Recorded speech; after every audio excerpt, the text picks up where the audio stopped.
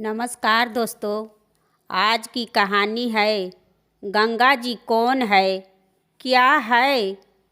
इस कहानी को आप लोग पूरा सुनिए। राजा सागर के 60,000 पुत्र थे। सारे पुत्र उदासीनता के कारण एक ऋषि कपिल मुनि जी का अपमान कर दिए। फिर कपिल देव जी की दृष्टि को पड़ते हुए ही सागर के 60,000 पुत्र जलकर भस्म हो गए, यानी कि राख हो गए। सागर की दूसरी पत्नी जो केसनी थी, उनका पुत्र का नाम असमंजस था और असमंजस के पुत्र अंशुमन ने शिव जी से प्रार्थना की थी कि हे प्रभु, मेरे पूर्वज जी मर गए हैं। संत की दृष्टि से अब इनका उद्धार कैसे होगा। और कहे कि यदि गंगा मैया आ जाए तो इनका उद्धार हो जाएगा। असमंजस के पुत्र अंशुमन ने तप किया गंगा को लाने के लिए, और तप करते करते प्राण निकल गए, पर गंगा नहीं आई। अंशुमन के पुत्र दिलीप ने जब सुने कि मेरे पिताजी ने गंगा को लाने के लिए ही तप को करते करते मर गए, तो क्यों न मैं अपने पिता के सपनों को पूरा करूं। तब राजा दिलीप भी तप करने लगे और दिलीप की शादी हुई। इनकी 2 पत्नियां थीं। पहली पत्नी की कोई संतान नहीं हुई और दूसरी शादी हुआ तो पुत्र नहीं हुआ। तब दिलीप को लगा कि पुत्र के इंतजार में पिता का सपना भूल जाऊं। फिर दिलीप ने अपना गृहस्थ आश्रम को छोड़कर भजन करने लगे। फिर गंगा को लाने के लिए, पर दुर्भाग्य से गंगा नहीं आई और दिलीप भी तप को करते करते मर गए। दिलीप जब मर गए तो उनकी संतान भी नहीं आगे बढ़ी।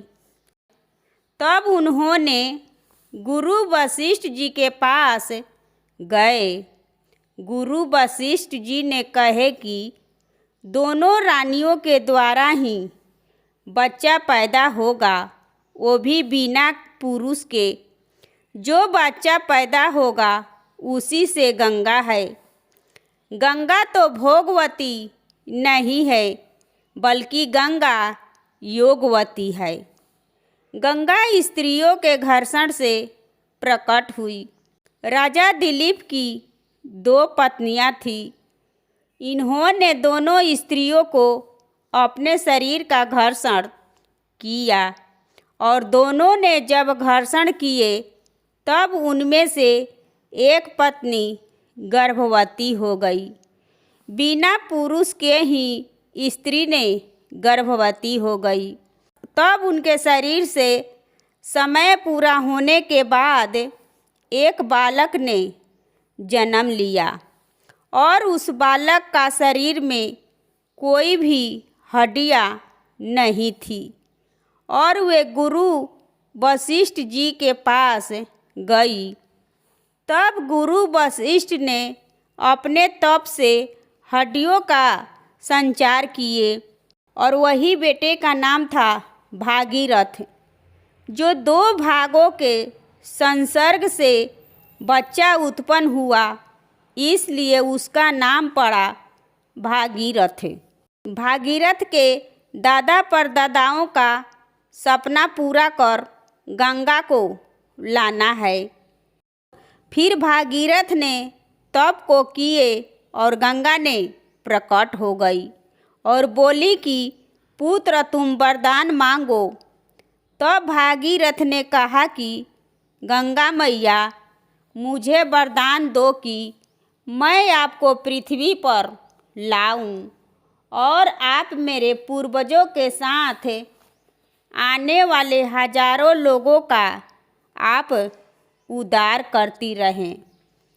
आप यज्ञ नहीं कर पाते तो आप दान पुण्य कर पाते तो कोई बात नहीं, परंतु गंगा स्नान कर लोगों के जीवन में एक बार तो भव सागर पार जा सकते हैं। यह गंगा स्नान का महत्व है। अब भागीरथ जी ने गंगा को बोली कि आइए। गंगा ने कही कि मैं आ जाऊंगी, परंतु मेरा वेग इतना तेज रहेगा कि मैं पृथ्वी को फोड़ती हुई पाताल में पहुंच जाऊंगी। तब तुम शंकर जी का तप करो। भागीरथ ने शंकर जी का तप किए और तप करने के बाद शंकर जी प्रकट होकर गंगा से कहे कि आप मेरे जटाओं में आए। भगवान इस पावन राजा बलि के द्वारा 3 पग भूमि मांगने गए तो पहले पग में अतल वितल रसातल तलातल महत्व मांगे और दूसरे पग में सचिवों को कहाँ रखे। तब भगवान दूसरा पक्ष को लेकर ब्रह्मलोक में गए। ब्रह्मलोक में भगवान के अंगूठे से ब्रह्मांड फट गए और ब्रह्मांड के बाहर का जल इनका अंगूठा को धोता हुआ गिरने लगा। तब ब्रह्मा को लगा कि इस पानी से पृथ्वी डूब जाएगी। तब ब्रह्मा जी ने अपना कमंडल को लेकर और इस कमंडल में पूरा जल भर लिए। भगवान के चरणों के चरना अमृत का धोया हुआ जल ही गंगा है। इसलिए गंगा कभी अपवित्र नहीं होती है और सभी को पावन करती है। और गंगा का नाम एक जानवी भी है और आगे चलकर गंगा ने सप्त ऋषियों की धारा में दिखाई दी। इसलिए गंगा सप्त ऋषियों के नाम से भी जाना जाता है।